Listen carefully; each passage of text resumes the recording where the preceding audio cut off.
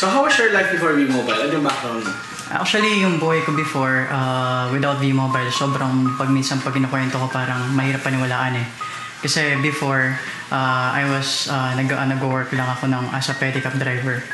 Actually, nakapag-aral din ako.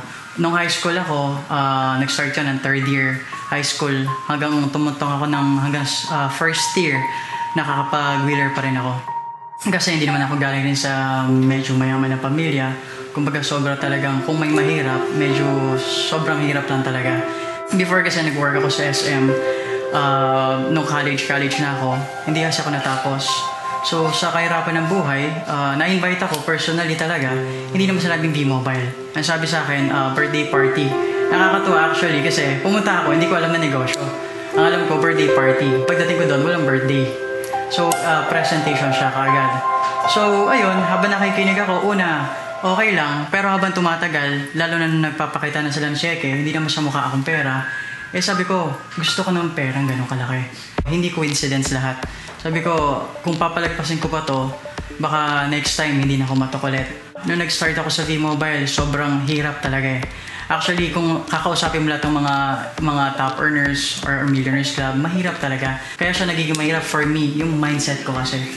Kumbaga, ako hindi naman ako pinanganak na may pera. Yung mindset ko kasi is, hindi ako negosyante. Isa lang akong simpleng tao na nangarap. Yung buhay ko before, talagang malayo sa ngayon.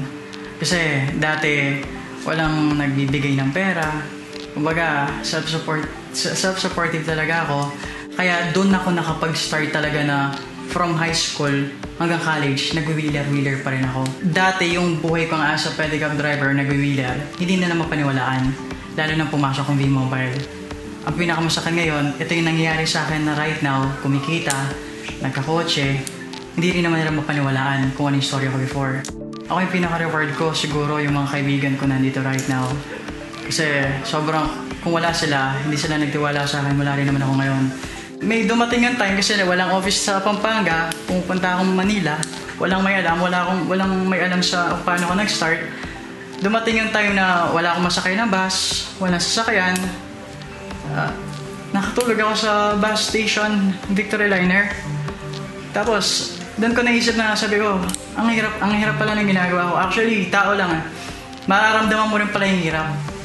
Pero nung time na yon, sabi ko sa sarili ko, isa lang itong pagsubok. Ba't di ko nakakalimutan yun kasi nung time na natutulog ako doon sa bus station na yun, iniisip ko kung kaya ba talaga.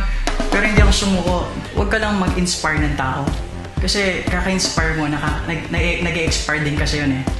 Okay, kasi inspire ng tao, ganito yung nangyari sa akin, ganito yung napili ko.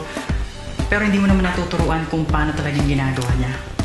For me, siguro, best tip, maging totoo ka sa kausap mo, maging totoo ka sa sarili mo. Hi, ako si Ingal Galilong, undergraduate, dating walang-wala, napagdaanan ng wheeler dati, ngayon, millionaires na.